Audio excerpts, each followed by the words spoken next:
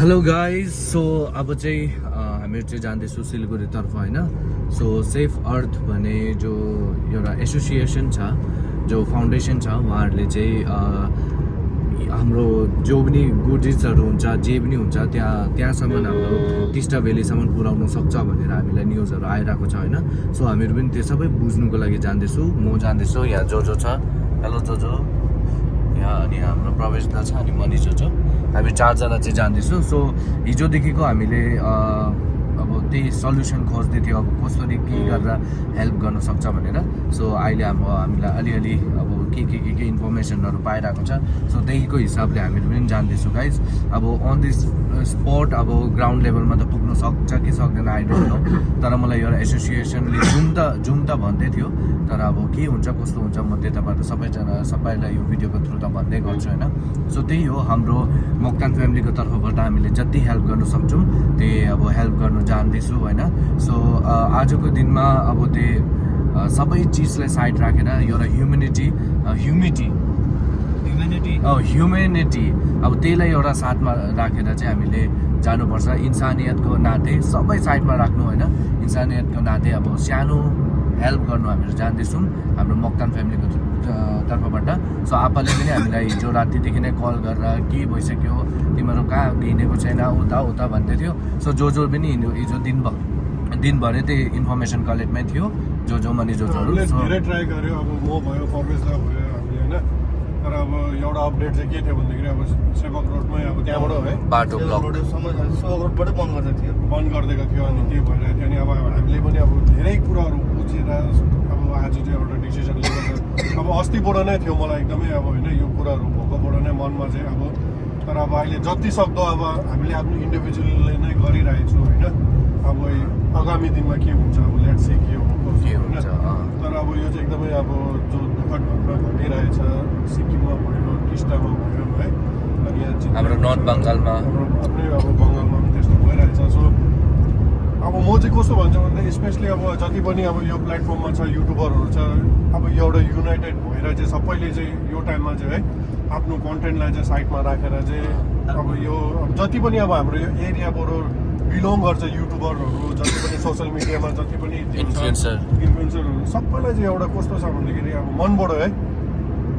तपाईँले 1-2 दिनको लागि चाहिँ तपाईँहरूको कन्टेन्टलाई साइडमा राखेर चाहिँ यो कुरालाई चाहिँ तपाईँले ध्यान दिनुहोस् है हाम्रो एउटा सानो कन्ट्रिब्युटले पनि सबैको हातमा पावर छ है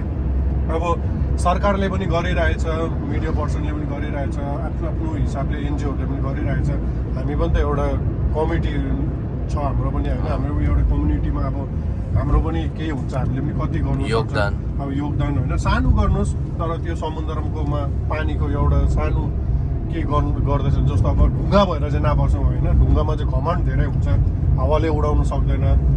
घामले आगोले जलाउनु सक्दैन भन्ने एउटा घमण्ड हुन्छ ढुङ्गामा तर त्यही ढुङ्गालाई पानीमा जब त्यो हाल्छ नि उसको वेटले नै उसलाई डुबाएको हुन्छ त्यो पानीको भित्र हामी पनि अहिले कस्तो छ भन्दाखेरि परिरहेको मान्छेलाई चाहिँ हामीले भिडियोमा मात्रै नहेर्नु क्या भिडियोमा मात्रै हेरेर बिचारा यस्तो भयो उस्तो भयो चाहिँ नहुनु जहाँबाट हेल्पलाइन खोलेछ जसले हेल्पलाइनको लागि तपाईँहरूलाई गुहार गर्दैछ हेल्प मागिरहेछ लेट्स गर्नु 10 रुपियाँ गर्नुहोस् 5 रुपियाँ गर्नुहोस् कसरी आफ्नो र घरमा आफ्नो पुरानो लुगाफाटाहरू छ भने त्यो पनि कन्ट्रिब्युट गर्नु किनकि यो टाइममा जरुरी परिरहेछ स्पेसली जरुरी कसलाई परिरहेछ हाम्रो आफ्नै दाजुभाइलाई परिरहेछ हाम्रो आफ्नो जातिलाई परिरहेछ हाम्रो आफ्नो देशमा परिरहेछ सो त्यो हाम्रो आफ्नो स्टेटमा परिरहेछ अब त्यो कारणले चाहिँ अब चाहिँ जरुरी छ होइन अब जति तपाईँहरूले वर्षभरिमा के गर्नुभयो मैले चाहिँ अब युट्युबरहरूलाई चाहिँ किनभने धेरै पावर छ भनेर भन्नुहुँदैछ है सबैले गर्नु पनि भएको छ म नगर्ने त्यस्तो पक्षले बोलेको होइन गऱ्यो भने अझै राम्रो हो भन्नु चाहिँ मैले खोजेको यो भिडियोको थ्रुबाट है सो त्यही हो अब हाम्रो थ्रुबाट पनि हामीले जति गर्दैछौँ म जति गर्नु सक्छु होइन त्यति नै गरेर अब आज बुझेर त्यही गर्छु सो त्यही हो यो चाहिँ कुनै देखावटी त्यस्तो पनि नसोच्नु फेरि है एकदम इन्सानियत सोचेर जाँदैछ हामी पनि है त्यही हो सो भिडियो बनाउनुको महत्त्व चाहिँ के हो भन्दाखेरि 1 भिडियो इज इक्वल टु 100 पिपललाई इन्फर्मेसन जान्छ, कतिजना हेल्प गर्नुलाई अगाडि आएको हुन्छ, लाइक हामीहरू जस्तो भएर बसेको हुन्छ, हेल्प गर्नु मन थियो तर हामीलाई एउटा प्रपर अब कसरी गर्नुपर्ने के गर्नुपर्ने त्यही थाहा थिएन होइन। सो त्यही भएर हामीहरू पनि हर एक इन्फर्मेसन कलेक्ट गरेर नै आजको दिनमा हामीहरू पनि जान्दैछु। सो त्यही भएर आज अब चाहिँ यही समय हो सब कुछ गरिदिनु, अब जे हुन्छ त्यही गरिदिनुलाई। अब जति मैले भनेको छु नि, अगर सिलगढीमा कोही